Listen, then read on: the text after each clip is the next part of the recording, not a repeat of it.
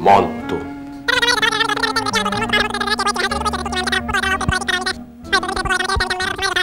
Varttitunti. Olin ilmeisesti kohtaamassa urani pahimman mysteerin. Talon edessä on ihmisen muotoinen monttu, mutta siinä ei ole ketään.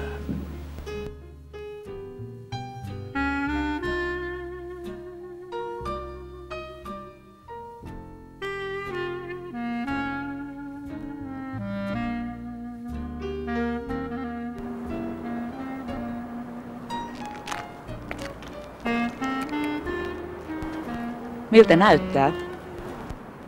Omituiselta. Ensimmäistä kertaa niistä sanotaan noin. Mitä tässä talossa oikein tehdään ja sinäkö soitit? Minä olen Maire alakerran ravintolasta. Täällä on paljon erilaisia yrityksiä. Kirjapaino, vaateompelimo, asennusfirmoja, verstaita. Ovathan ne ennenkin laittaneet väkeä pihalle, mutta ensimmäistä kertaa nurmikolla. Mitä sinä aiot tehdä, monttu? Selvitä, mistä hän on voinut pudota. Miten? Kyselen heiltä.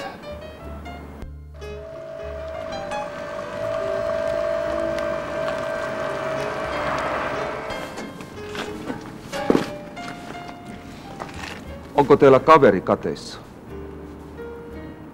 Aika monttu, kun on tuossa nurmikolla.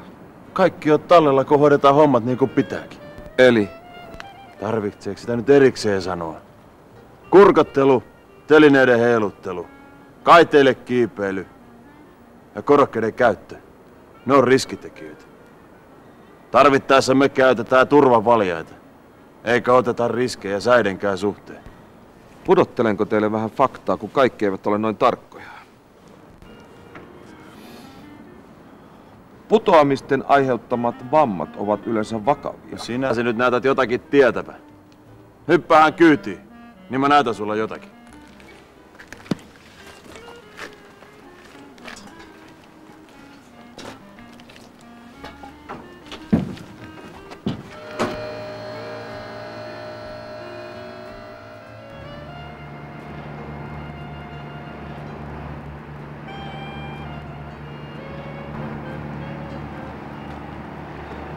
Miten täällä voi työskennellä turvallisesti?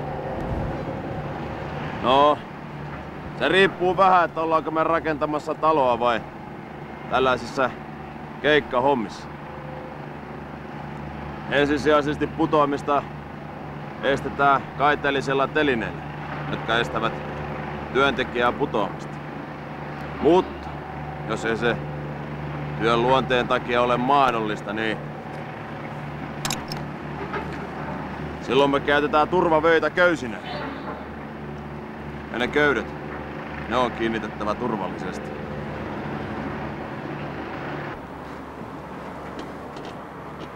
Tiedätkös monttu, kun putoamisonnettomuuksia tutkitaan, niin usein todetaan, että telineet tai kaiteet eivät kestäneet.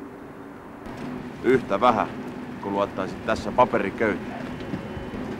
Turvavarusteiden on kestettävä liikkeessä olevan ihmisen paino. Se pitää varmistaa, että varusteet on kunnossa, kun työt aloittaa. Lain mukaanhan kaiteet on pakolliset 2 metrin korkeudessa. Mutta sullahan on mysteeri selvittämä. Joo. Mennään alas. Turvallisesti.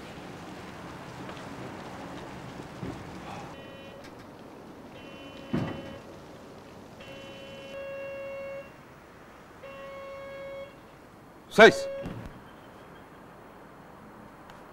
Mitäs monttu sun putoamiskirjasi noista tikapuista sanoo? Ainakin sen, että niitä ei saa käyttää työtelineinä.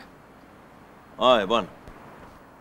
Niitä saa käyttää vaan tilapäisinä kulkuteinä, nostoapulaitteiden kiinnittämiseen sekä kertaluonteisiin ja lyhytaikaisiin töihin.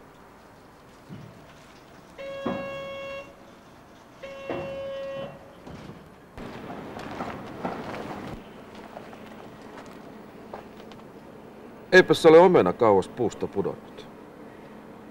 Vaikka yli puolet putoamisonnettomuuksista tapahtuu rakennustöiden yhteydessä. Tosi tärkeää olisi tässäkin pihassa näiden käyttöönotto- ja viikkotarkastukset. Sama koskee lastauslaitureita. Ja kunnolliset kaiteet pitävät omenat oksilla.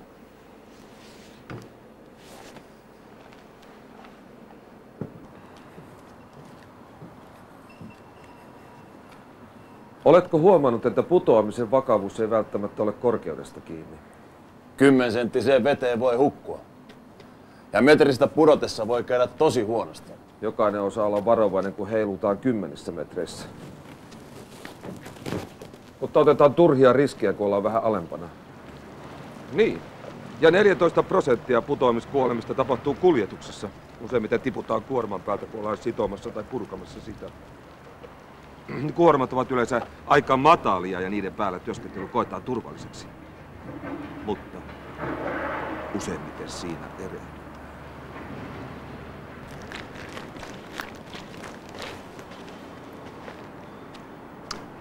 Jos tässä numeroita täytyy alkaa pudottelemaan, niin tiedätkö, että vain 5% työpaikkaonnettomuuksista aiheutui putoamisesta.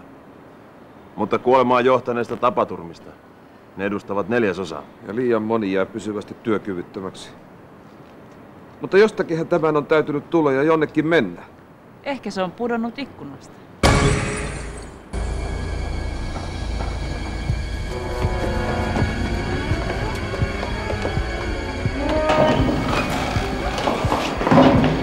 Monttuja, sanoi nimismies kiharoista. Juttu alkaa selvitä. Eiköhän se neiti ole ulkoillut tarpeeksi. No, heti kun minä olen saanut pölytettyä tämän.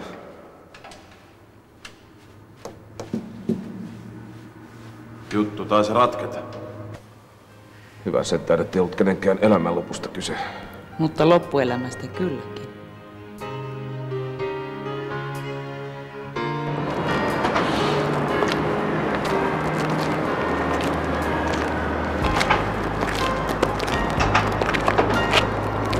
Entäs tuo tuolla ylhäällä? Etkös tiedä? Hoiti asiansa kuntoon ennen ylösnousemistaan.